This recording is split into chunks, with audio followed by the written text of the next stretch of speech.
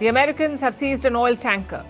In the Arctic, Greenland faces the threat of an American invasion. Reports say Donald Trump is quote-unquote discussing options to take over the island. Meanwhile, he's taking claim to Venezuelan oil, and reports also say that Maduro's dance may have sealed his fate. Apparently, Trump thought that the Venezuelan leader was mocking him with his moves. Also bringing you the story of Celia Flores, Venezuela's first lady and a key player behind the scenes, also now behind bars in the US. Back in Washington, Trump imitates Prime Minister Modi as he once again trains his guns on India. In Iran, the protests are spiraling. 36 people have died as the regime cracks down. In Yemen, the crisis escalates, with Saudi Arabia claiming that a separatist leader has fled. In Bangladesh, the Jamaat seems to be getting cold feet. As elections draw close, they're questioning the polls. In Europe, heavy snowfall paralyzes travel. And are you suffering from social jet lag? We'll tell you all about it. The headlines first. India projects an economic growth of 7.4% for 2026. It will be driven by steady momentum in services and manufacturing. The projection underscores the resilience of the Indian economy amid global financial headwinds and Donald Trump's tariff heat. Syrians flee Aleppo's Kurdish areas as the army begins shelling these neighborhoods. The government has declared them closed military zones amid clashes with the Kurdish-led forces. The violence has led to suspension of flights to and from Aleppo. Schools, universities and government offices in the city have also been shut down. China's top diplomat kicks off a New Year trip to Africa as his tour includes stops in Ethiopia, Somalia, Tanzania and Lesotho. Wang Yi's trip to Somalia comes after the Israeli foreign minister visited the breakaway region of Somaliland. China is Africa's top business partner. Cricket's governing body rejects Bangladesh's request to move their T20 World Cup matches out of India, say sources to Firstpost. But Dhaka claims the talks are still on. Political relations between the two countries have soured since the ouster of Sheikh Hasina in 2024. The World Cup begins on the 7th of February. And Norway recorded its hottest year ever in 2025 after a strong summer heat wave and an unusually mild winter. Last month, large parts of Norway celebrated Christmas without snow. 2025 was also the UK's warmest year on record.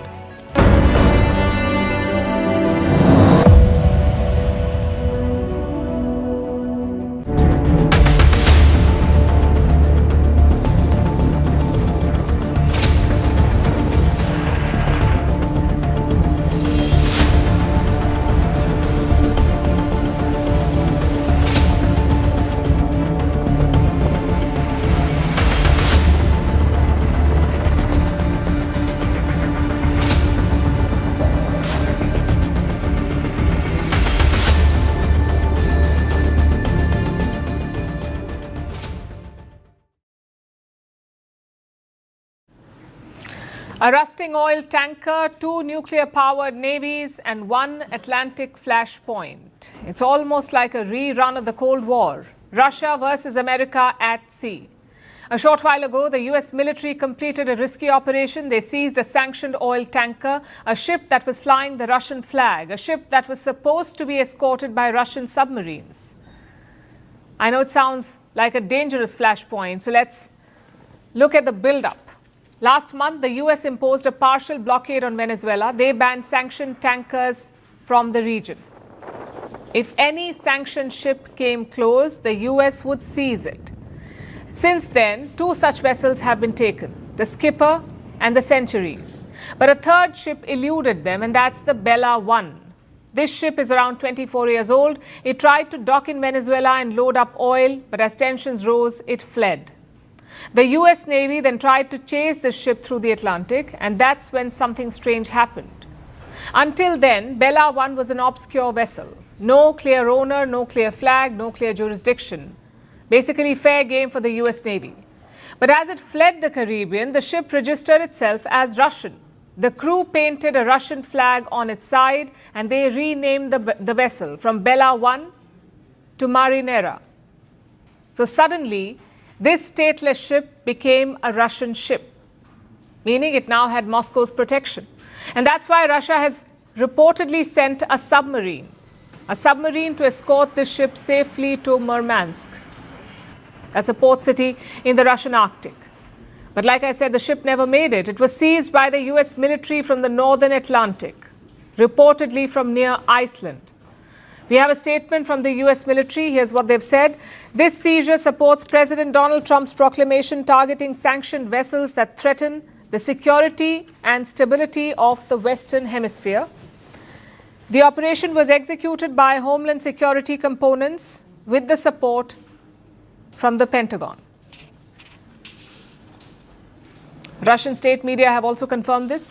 Moscow had warned the US against seizing this vessel, yet Washington went ahead. So what happened to the Russian subs? We'll have to wait for the official statement from Moscow. Maybe the naval support did not reach the ship. Maybe the US did not care. Either way, this is a very dangerous incident. It makes you wonder what's so special about this ship. And right now it's empty. It's not even carrying any oil. But for Russia, such ships are very important. You see, after the Ukraine war, the West cut off Russia from global shipping.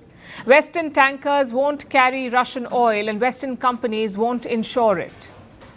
So what did Moscow do? They turned to a global dark fleet. These are ships which are more than 15 years old. They have no clear owner, no clear flag and no insurance. There are more than 1,000 such ships in the dark fleet, and these ships ferry sanctioned oil, whether it's Russian or Iranian or Venezuelan. And for Moscow, this dark fleet is important. It keeps their oil revenue intact. And for the Americans? For the Americans, it's leverage against their rivals. Both Iran and Russia use the Black Fleet. So if Washington can crack down, they can put pressure on Moscow and Tehran. Hence this intense maritime chase. Now, just to be clear, this does not mean that Trump has a problem with sanctioned oil. He has a problem with who buys it. Take a look at his latest announcement on Venezuela. Trump says Caracas will give 30 to 50 million barrels of oil to the US. That's sanctioned Venezuelan oil. It will be controlled by me as President of the United States of America to ensure it is used to benefit the people of Venezuela and the United States. We're talking about oil worth nearly $2 billion. Trump says Venezuela will turn this over to America. It's not clear what that means. Is Venezuela selling the oil to America, or is the US seizing this oil? That part is not clear yet. Also, where will this oil come from? Venezuela produces around 1 million barrels per day, but since mid-December, they have not been able to export it, meaning they have millions of barrels ready, some in storage and some loaded on ships. Most of this oil would have been sold to China. Instead, it will now be sent to America. Trump will then sell this oil in the world market, and he will personally control the proceeds. Doesn't sound fishy at all. As of now, Venezuela has not responded to this claim, but China is understandably angry. The United States has brazenly resorted to the use of force against Venezuela and demanded that America First be applied when Venezuela disposes of its own oil resources. This is a typical act of bullying, a serious violation of international law, and a grave infringement on Venezuela's sovereignty that also severely undermines the rights of the Venezuelan people. China strongly condemns this. Now, this is very tricky for Venezuela, especially for their acting president, Delcy Rodriguez. On the one hand, she must be defiant. If not, her revolutionary support base won't back her. She'll be seen as weak. On the other hand, she cannot be too defiant because then the US may attack once again. Yesterday, Rodriguez pushed back against Trump's claims. She said no external power was running Venezuela. She also brushed aside American threats. The Venezuelan government rules our country, no one else. There is no external agent governing Venezuela. It is Venezuela. Personally, they threaten me. I say it. My destiny is not decided by them. It is decided only by God. That is my answer.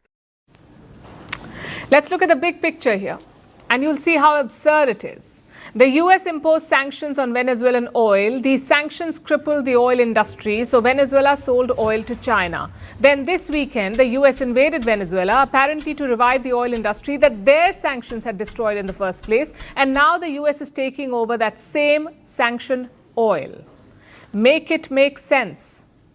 The fact is, Trump's actions have opened the floodgates of chaos. The impact won't be limited to the Caribbean. It has already spread to the northern Atlantic, with a risky seizure and possible retaliation by Russia.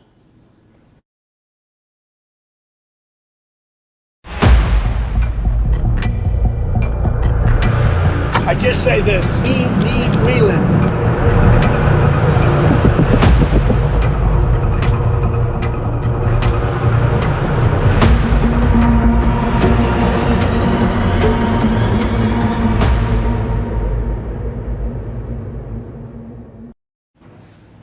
Donald Trump is treating the presidency like a property empire, a global real estate portfolio backed by the world's most powerful military. Trump believes Venezuela is in the bag, he's making plans for its oil, and he's already set his eyes on the next target, Greenland. Let's talk about Greenland in 20 days. By the way, I will say this about Greenland. We need Greenland from a national security situation. It's so strategic. I just say this, we need Greenland from the standpoint of national security, and the European Union needs us to have it, and they know that. The White House has confirmed this. President Trump is actively discussing a range of options with a goal to acquire Greenland. There are 3 options on the table: buy Greenland, sign a legal pact, or send in the US military. Let's break it down for you. Option 1, buy Greenland. The idea is not new. Trump floated it back in 2019 during his first term in office. And the logic is quite simple. Offer Denmark a deal and buy the territory outright. The Americans have done it before. In 1867, they bought Alaska from Russia. Back then, the US paid $7.2 million for Alaska. In today's money, that's more than $150 million. Now, Trump is said to be weighing a similar option for Greenland. As of this week, this is his favored option, buying Greenland. And this is according to Marco Rubio, the US Secretary of State. He briefed American lawmakers on Monday, and he mentioned that Donald Trump wants a purchase, not a war. At least not yet. So that's the first option, buying the island. Option 2 is forming a compact of free association. What does that mean? What is a compact of free association? It's basically a treaty, a special kind of deal. The US already has such treaties with 3 Pacific islands: Micronesia, Marshall Islands, and Palau. This creates a special relationship, a free association as they call it. It means that these countries stay fully sovereign, but in some areas like defense, it is the United States that calls the shots. Trump could take a similar path with Greenland. In exchange, Greenland would receive financial support and military protection. The third and final option is the use of military force, and it would be the most extreme move. Like we've been telling you, Greenland is not a rogue territory like Venezuela. It is part of the Kingdom of Denmark. Greenland governs itself, but its defense and foreign policy remain in Danish hands, and Denmark is a member of NATO. So NATO's protections extend to Greenland as well. Any US military action would mean attacking a NATO ally, and that would shatter the alliance. It would be an unprecedented and dangerous move. But Trump is seriously considering it. That's something the White House has confirmed. President Trump has made it well known that acquiring Greenland is a national security priority of the United States, and it's vital to deter our adversaries in the Arctic region. The president and his team are discussing a range of options to pursue this important foreign policy goal, and of course, utilizing the U.S. military is always an option at the commander-in-chief's disposal. Needless to say, such statements have alarmed Europe. 6 European countries have issued a statement: France, Germany, Italy, Poland, Spain, and the United Kingdom. They've all extended support to Denmark. I have a copy of their statement. It says, and I'm quoting, "Greenland belongs to its people, and only Denmark and Greenland can decide on matters concerning their relations. Security in the Arctic must therefore be achieved collectively in conjunction with NATO allies, including the United States, by upholding the principles of the UN Charter, including sovereignty, territorial integrity, and the inviolability of borders. These are universal principles, and we will not stop defending them." And here's what Denmark's Prime Minister has said. Jeg er Greenland is also a member of NATO. It is a shared responsibility of the Arctic states, including the Kingdom, to ensure that there is security, peace and freedom in the Arctic region. But Denmark has always been a good ally of the United States. We want to continue to be so. But I also have to address some of what is being said from the American side. And of course, we will not accept a situation where we in Greenland are threatened in this way.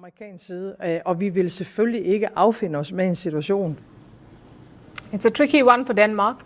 Even in condemning America's statements, they're making an appeal. They're saying Denmark has always been a good ally to the US. And the reason for this caution is obvious. Even though Denmark has Europe's support, Trump has the leverage. He has the US military, and that's what accounts for the bulk of NATO's defense power.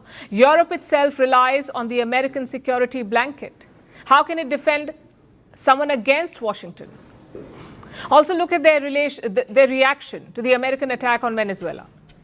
The US abducted the Venezuelan president, and all Europe could offer was carefully worded statements. No pushback, no outrage, no accusations of violating a nation's sovereignty. Europe remains silent. As the US takes claim to Venezuela's natural resources, Europe hasn't said a word. This has exposed their hypocrisy and emboldened Donald Trump. He's betting on the same silence to have his way with Greenland.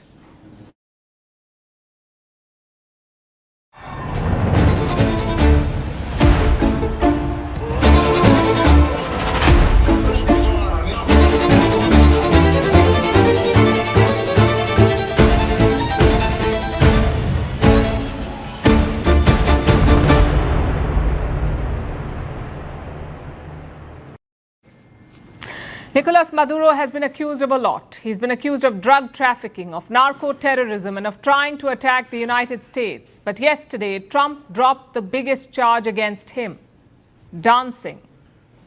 They've been after this guy for years and years and years. And, he's a violent guy. He gets up there and he tries to imitate my dance a little bit. But he's a violent guy, and he's killed millions of people. Dancing. If you've watched videos of Nicolas Maduro before, you might know this.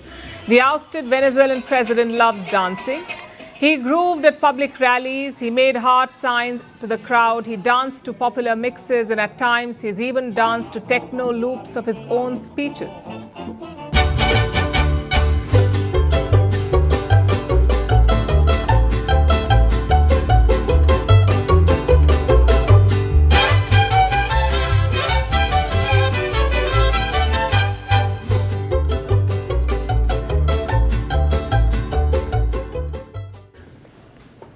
And when not dancing, Maduro would be singing his heart out. Listen to this. Not one. Be happy. No, crazy one. No, be happy. You would think, what a happy president. The economy was collapsing, there was hyperinflation, food shortages were rising, people were in extreme poverty, yet nothing stopped Maduro and his moves. But there's one person who did not like his grooves, and that was Donald J. Trump, another president and fellow dancer-in-chief.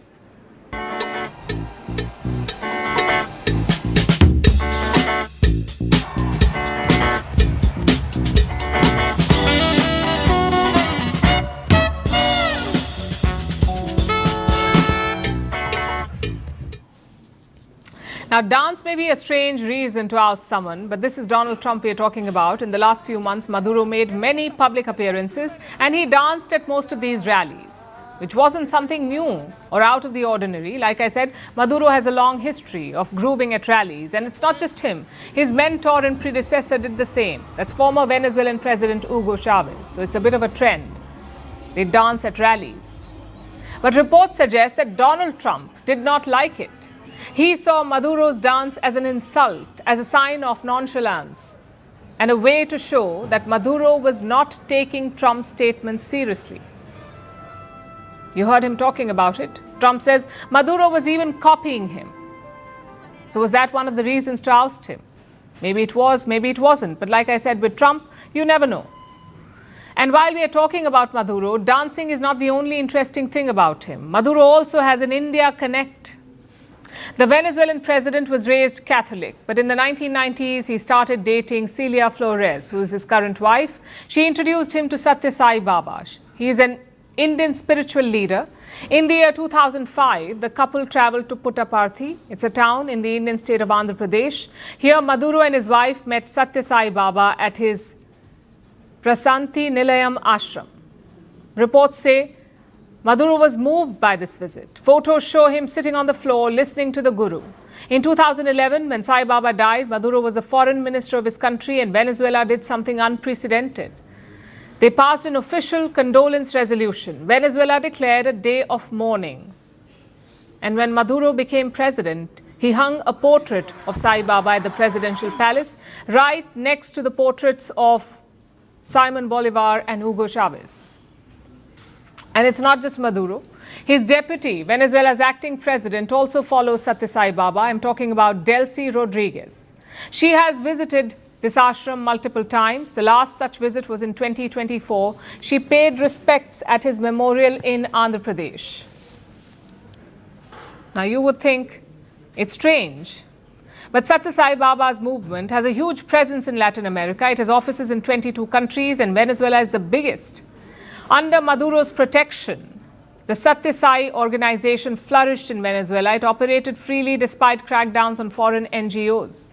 The first center was established in Caracas in 1974. Since then, the Maduro regime has allowed them to run schools and the country has around 2 lakh followers of this movement.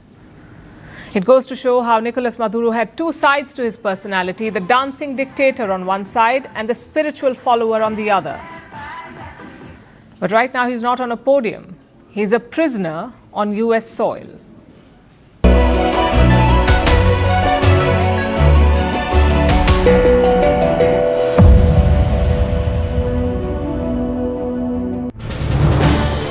This is News 18 Network.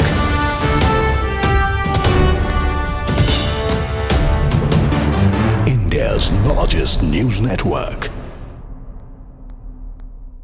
These are questions that Raman Malik need to be asked and need to be answered. I mean, isn't that the least that can be done? And what better platform than the State Assembly for these discussions and these questions to be asked? Just one more thing I'll just say to you. Congress has been over the period of time. I just say one more thing? Raman Malik, just 30 seconds. Raman Malik, just 30 seconds. I think Mr. Ferreira wants to make a point. Congress. Mr. Malik, just a second. The time is that Congress. One moment. It's nothing about Congress or BJP. There is a BJP executive member who went on record, who went public, and he went and said that he's a member of the executive committee of the BJP, and he spoke about the corruption levels within the BJP. Not only about this Birch fire tragedy, but he also spoke about how a member of the BJP paid 10 lakhs to an MLA, which the MLA said he was paying to the minister, and the minister denied anything, and that MLA returned the 10 lakhs in 2 installments.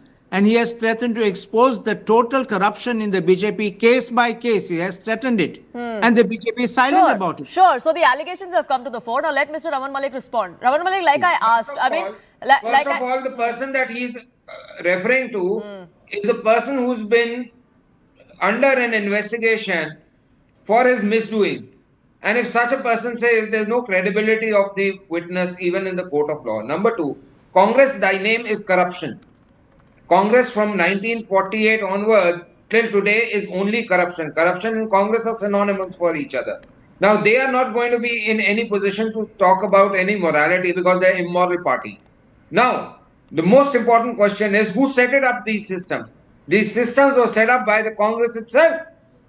And then they have the audacity to talk about all of this. Yes, we are sorry that this happened. The Congress cannot do petty politics on this, the vulture politics that they're usually doing. They must understand the blue corner notice issued, Luthra brothers booked, passport cancelled, they were taken back, they were brought back from Thailand. In their government, Mr. Jain, the Bennett and Coleman company owner, went off and he never came back to India. Vijay Mallya was given 300 crore rupees just on the bird. These people are going to tell the nation what is morality. The people who have been accused of selling the note plates of the country's currency, those people are going to do. Those people who have been told that they grow 6 crore rupees of cauliflower on the balcony of a Delhi house, they are going to tell us. They don't have a face to tell us. But yes, but Mr. Malik, it's not about Congress and the BJP. These are questions that are being asked of everyone else, and the BJP is in power. The BJP has been in power for over a decade in Goa. The questions will be asked of the BJP. The law will prevail. Everything as per law is being done. In this case, the opposition has no agenda. That is why they are trying to do vulture politics on people like Bhavna ji. Now they must understand that the judicial process takes time, and every bit of investigation and documentation is being handed over swiftly as possible to the honorable justices, to the court, to the system that is required of the judiciary. Nobody is taking it lightly. If you know, Luthra brothers could have been months away from being extradited to Delhi. They were brought.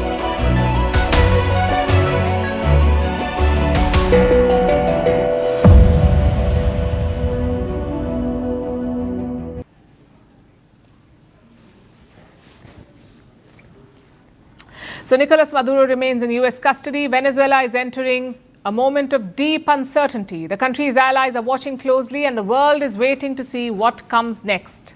But this story is not just about a captured president. Maduro was not taken alone by the US on Saturday.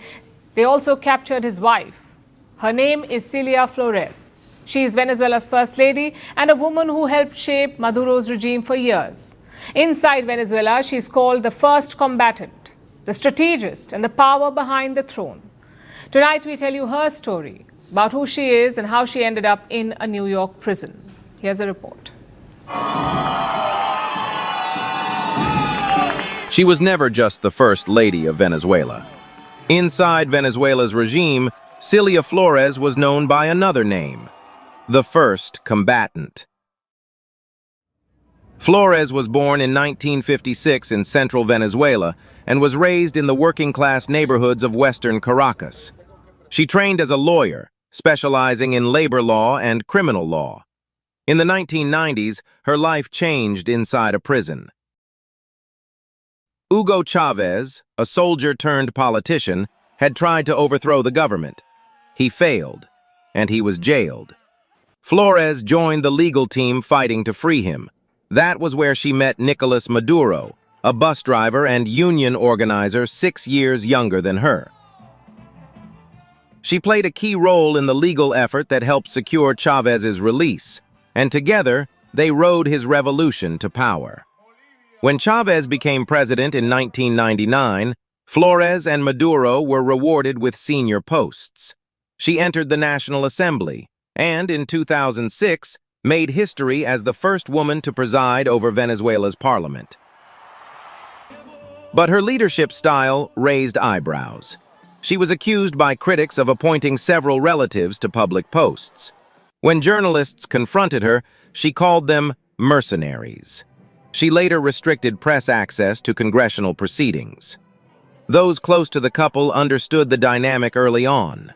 One former colleague put it simply: Flores was the brains and Maduro was the brawn. She did not seek the spotlight because she focused on what mattered most: power inside the system. Reports suggest Flores was deeply involved in judicial and prosecutorial appointments, prioritizing loyalty within the courts and legal institutions. Critics described her as a decisive force behind major political decisions. Maduro himself acknowledged her role, calling her the first combatant.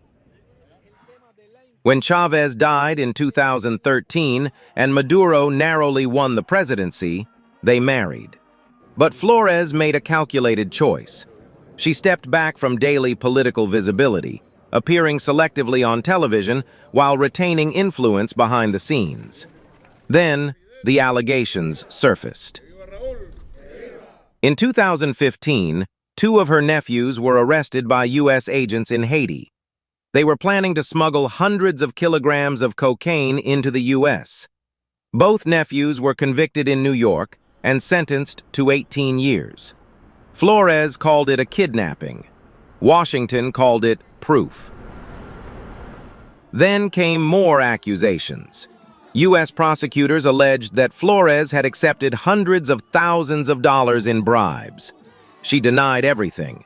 Sanctions followed from Canada and the United States. Despite the allegations, Flores remained politically influential inside Venezuela until the raid. U.S. forces moved into Caracas in the early hours of Saturday. They took both Maduro and Flores and flew them to New York, where they are being held in a federal jail. At her first court hearing on Monday, Flores pleaded not guilty. Maduro sat nearby. The charges? Narco-terrorism and drug trafficking conspiracy. If convicted, they face decades in prison. The next hearing is scheduled for the 17th of March. For now, the woman long described as the power behind the throne waits for her fate.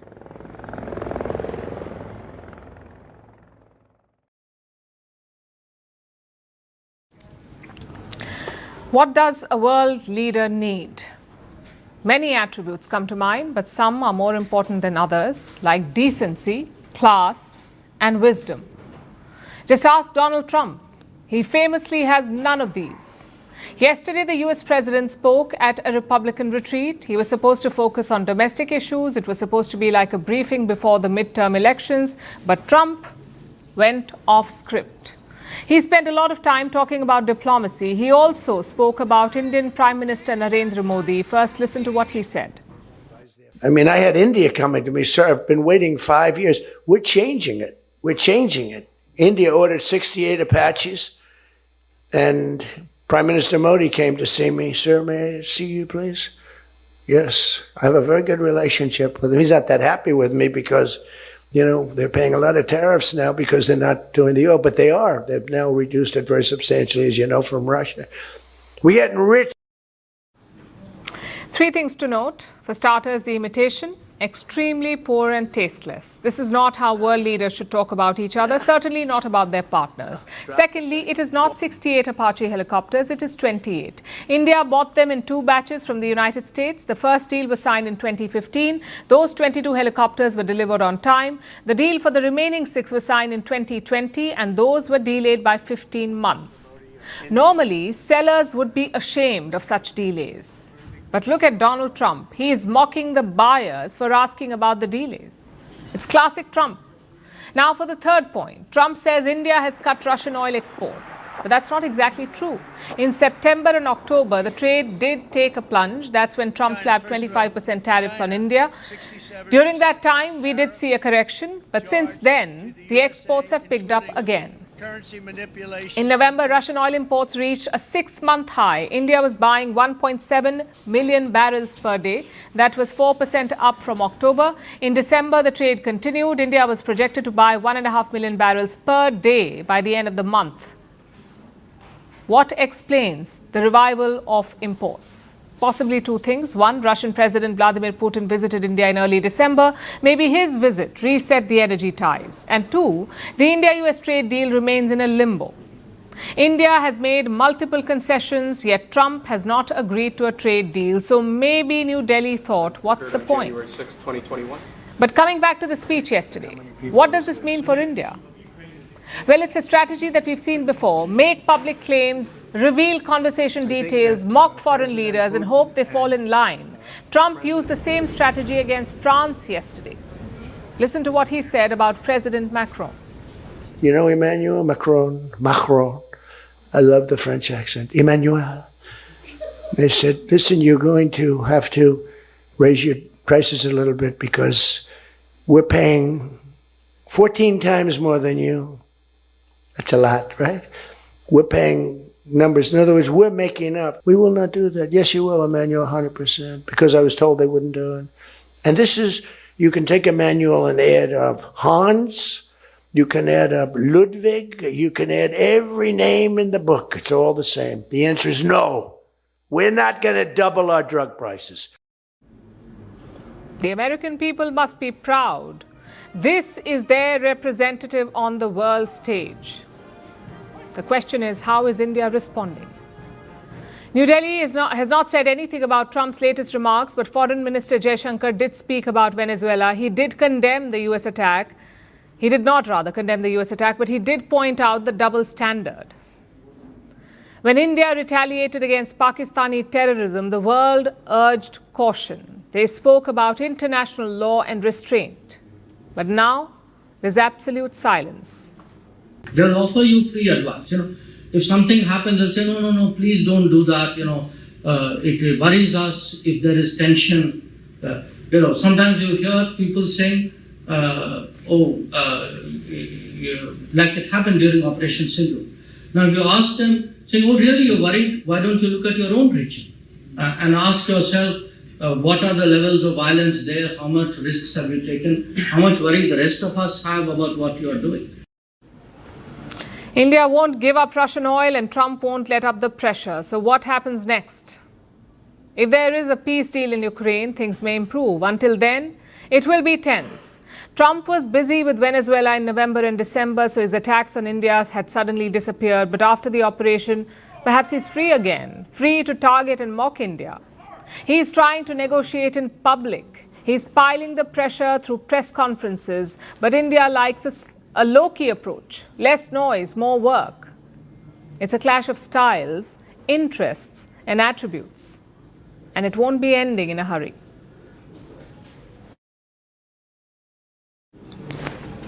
Now let's shift our attention to Iran, where protests have been on for more than 10 days now, and the situation is getting out of hand. Take a look.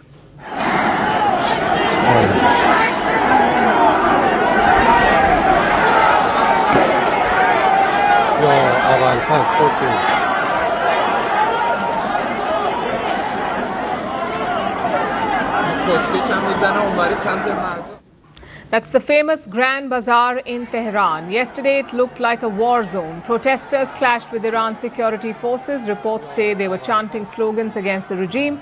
Iran security forces responded with tear gas, and from there, the situation got out of hand.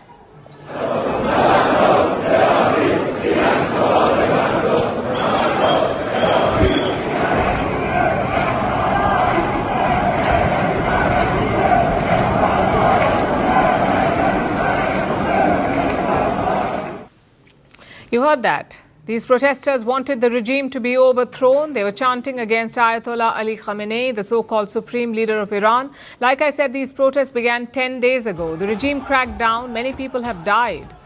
Tehran is yet to release an official death toll, but rights groups say at least 36 people have died and more than 60 protesters have been injured. More than 2,000 of them have been arrested. The scale of this protest is massive. There are 31 provinces in Iran. The unrest has spread to 27 of them. And in the days ahead, the anger could explode because the economic crisis in Iran is deepening. The country's central bank has made a major move. It has slashed its subsidized dollar rate. What does that mean? For many years now, Iran has subsidized exchange rates. This is to support the import of basic goods, to keep inflation in check. But reports say the central bank is cutting this subsidy. And this is a major decision. It's a big sign of distress. It will send shockwaves through the economy. Basic goods will become even more expensive. Importers and producers will have to shell out more for the same product. So inflation will rise further. Prices of basic goods will increase and families will struggle to make ends meet. And remember, their life is already quite tough. Inflation is hovering close to the 50% mark. Iran's currency, the rial, has crashed.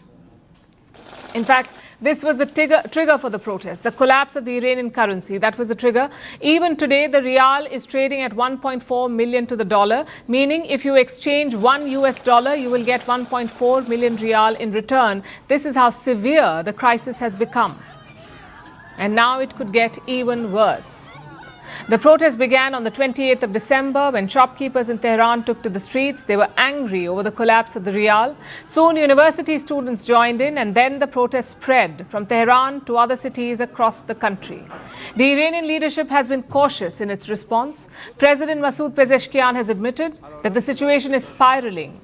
Speaking about the protests, he said, and I quote, "The government cannot manage this crisis alone, and that the state does not have that capacity." In other words, the president is saying that the Iranian state lacks the capacity to contain this crisis. At the same time, the regime does not want to look weak, so it is cracking down on the protesters. Look at what Iran's top judge has said. He said there will be no leniency for the rioters, and he blamed Iran's enemies, the US and Israel, for fueling this unrest.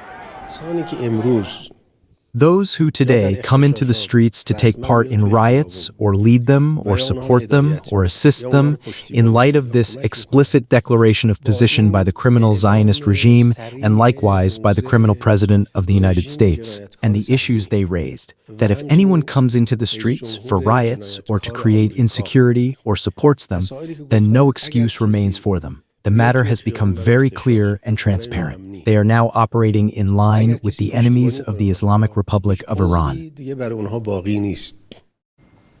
That was a rare interview from Iran's top judge. It reflects the gravity of the crisis. The regime is sending a message that it's preparing for a bigger crackdown. It will respond to the protests with force. And that only means more tension in the days ahead. We'll keep tracking this story for you.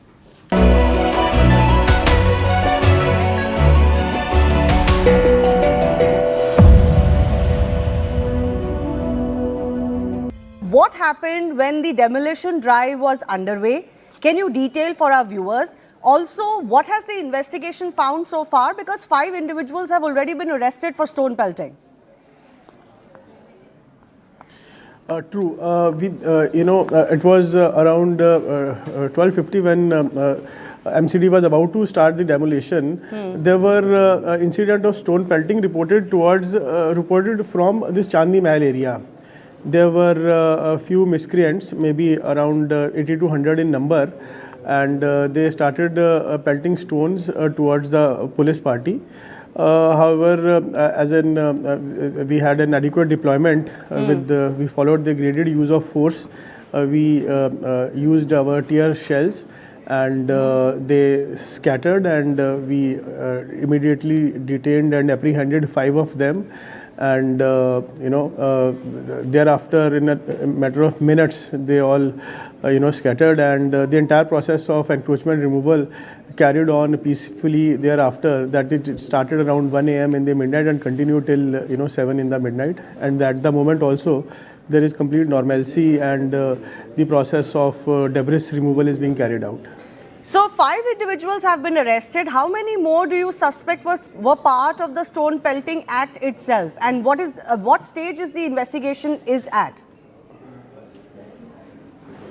We have registered the case. 5 persons we have arrested.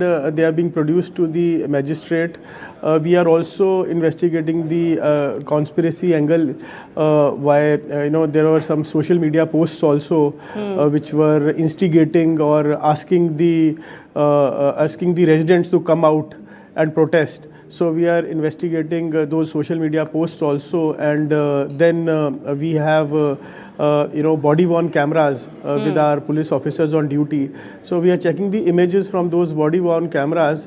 At the moment, apart from these 5 arrests, more than 10 persons have also been interrogated, and they are they have at present been detained and interrogated, and their role is being probed. So investigation is going on. There is the presence of a SP-MP, a parliamentarian on ground, which has come to light. Those visuals are also going viral. What can you tell us about the role that this parliamentarian, Mr. Nadvi, played? As of now, I do not have much to share about the role as far as this investigation of this case is concerned. As we started the process of demolition and encroachment removal around 1 o'clock, and as per my understanding, by then that Honorable MP was not at that scene. So, keeping into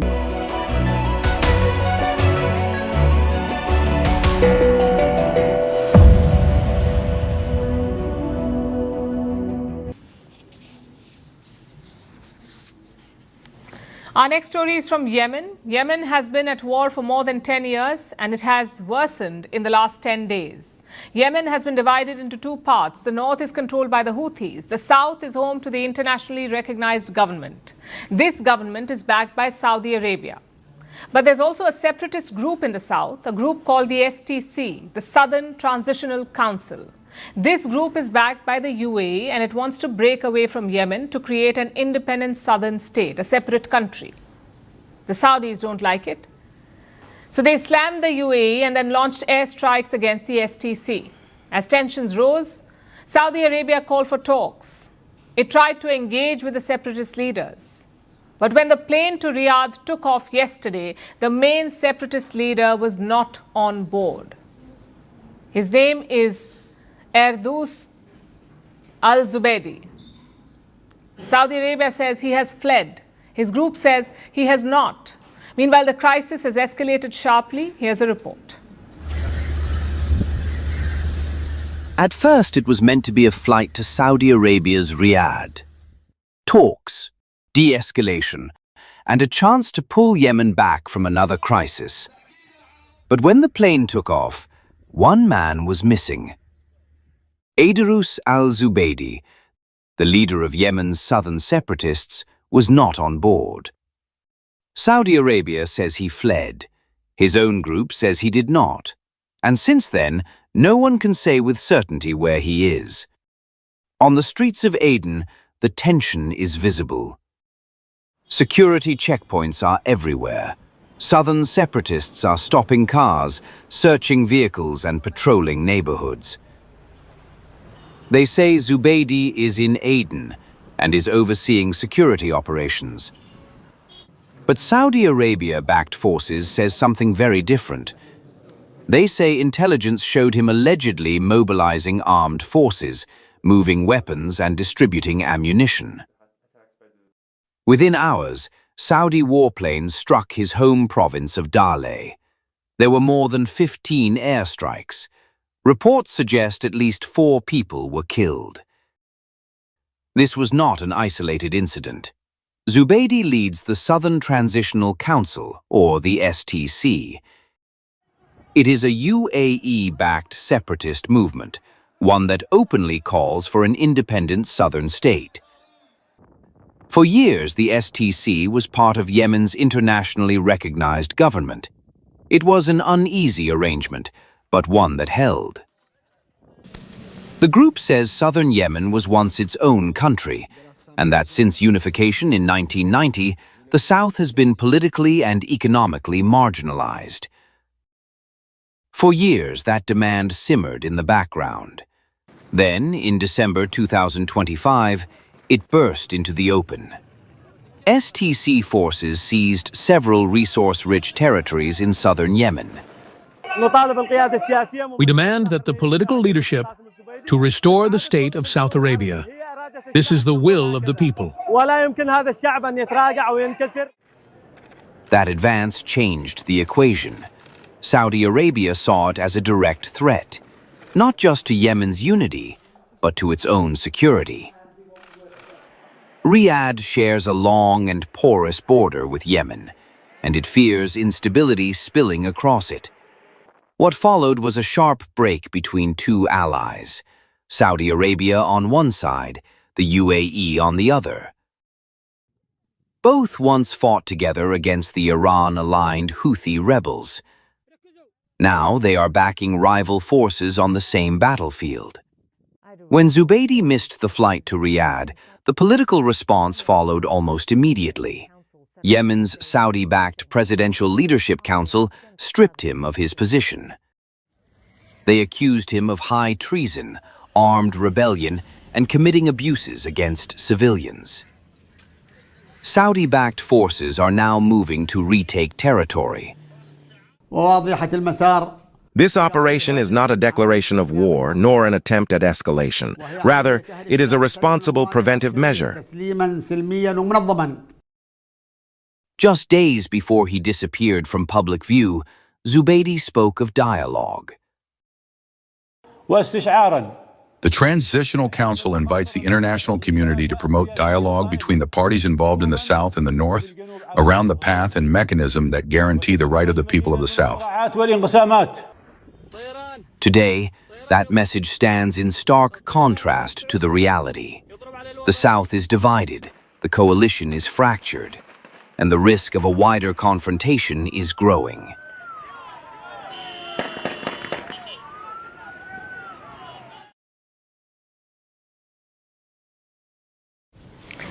It's very easy to spread fear and violence. You get some people together, you radicalize them, and finally you unleash them on the streets. Do you know what's harder?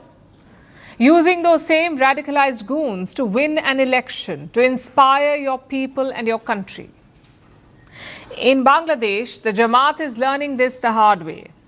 Elections are just 5 weeks away, and as things stand, the Jamaat is expected to lose. Polls show the BNP winning the election. BNP is the Bangladesh Nationalist Party. Meanwhile, the Jamaat will finish second. This has clearly made the group very desperate. First, the Jamaat chief made a ridiculous offer. He called for a unity government in Dhaka, basically a government of all political parties together. Because we want to see a stable nation, at least for 5 years. If the parties come together, that we'll run the government together. Nobody took up that offer. So now the Jamaat is questioning the election itself. On Monday, their top leaders met in Dhaka and they made two major claims. One, there is no environment for a free, fair and impartial election. And two, the administration is favoring one party. Clearly, it was a reference to the BNP. And today, the Jamaat reiterated those allegations. They claim that they are being discriminated against. By whom? So-called partisan election officials. This is the classic whining of a loser. If you can't win, just blame the referee. The truth is, the Jamaat is distorting facts. Yes, there is an atmosphere of fear in Bangladesh. Minorities are being killed on a weekly basis, but that's because of radical Islamists. It's because of groups like the Jamaat. Also, what bias are they talking about? Muhammad Yunus's interim regime lifted the ban on the Jamaat. He released Jamaat leaders from jail. He also reinstated them as a political party. So the Jamaat and Muhammad Yunus never had any issues. It was the BNP that repeatedly clashed with him. So again, where is the bias? All these allegations and statements beg the same question. Is the Jamaat trying to derail the election? Will they try to get it postponed? Well, the change in tone is evident. Until last month, the Jamaat was quite eager for polls. Look at what their chief said in December, and I'm quoting.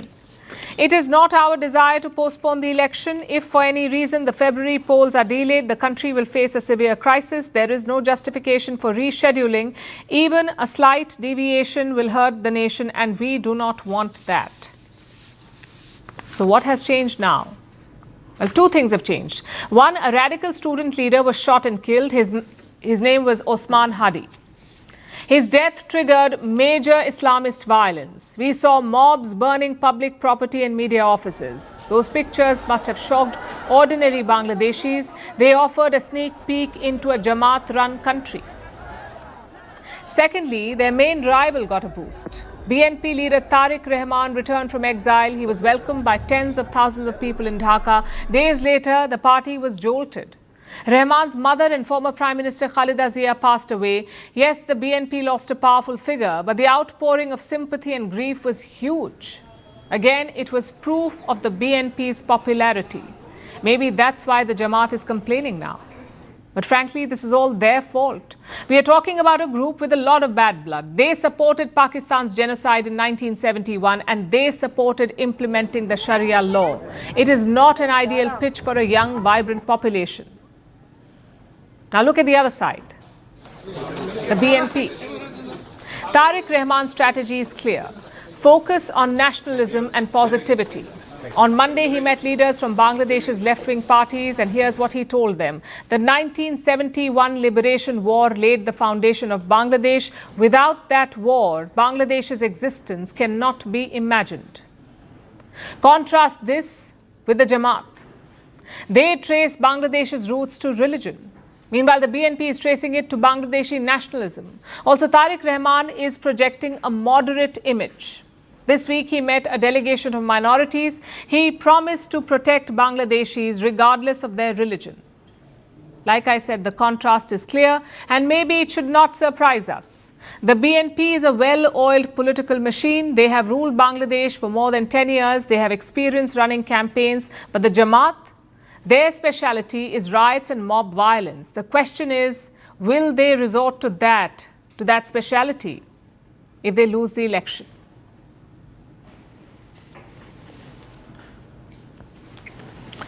Europe is back in the headlines. A severe winter spell is disrupting daily life across the continent. Hundreds of flights have been cancelled, trains have been delayed or suspended, major roads have been blocked, and thousands of passengers have been stranded at busy airports and stations.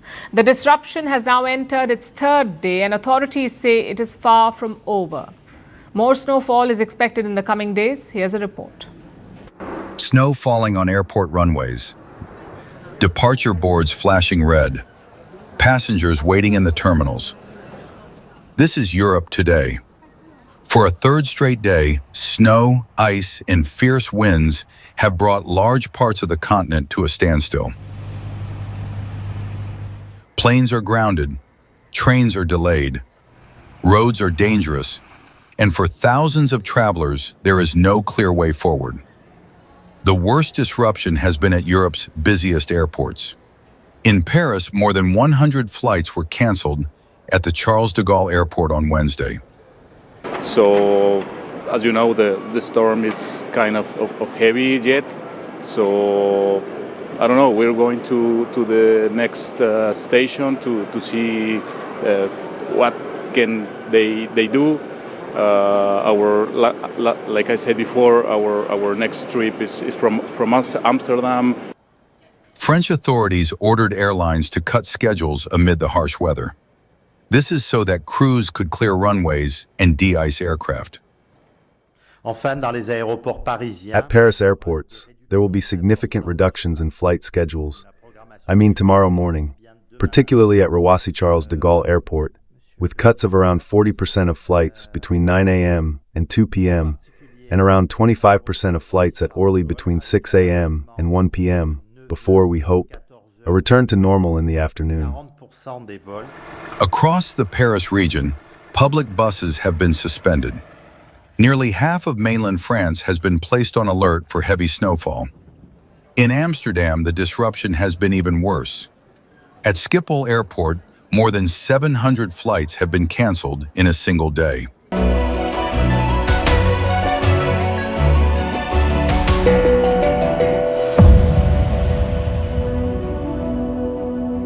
Co-powered by bank of Baroda से loan लेना एक must stroke है।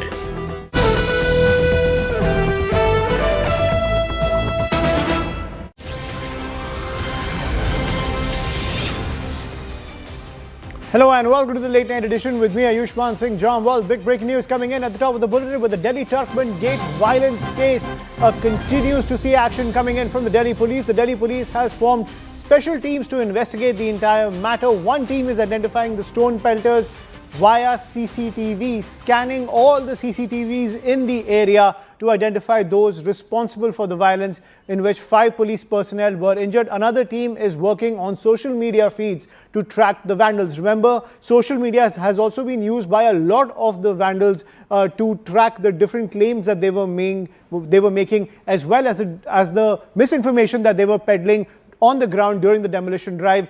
Several social media handles have been used to peddle that misinformation that a mosque was under siege given the demolition operations on the ground, even though the authorities were making it extremely clear that only the illegal encroachments were being targeted by the demolition team. The police say outsiders were also involved in the violence. The local peace committee has also made it extremely clear that the violence was not stoked by people who were local residents.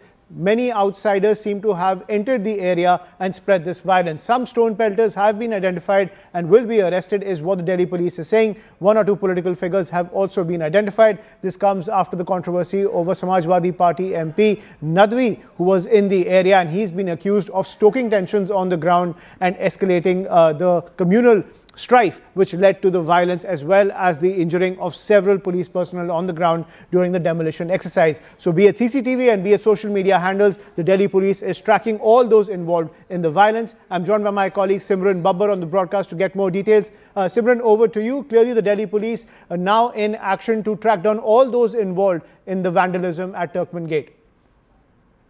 Well, absolutely. Rightly said. In fact, as the Delhi police has formed a special team to investigate this recent violence that was erupted at Turkmen Gate case, where the demolition drive had also left 5 policemen injured. And this happened during the anti-encroachment drive. And now when we speak of the identification efforts, one special police team is specially tasked with scanning the visuals from the CCTV cameras and body-worn cameras as well to identify the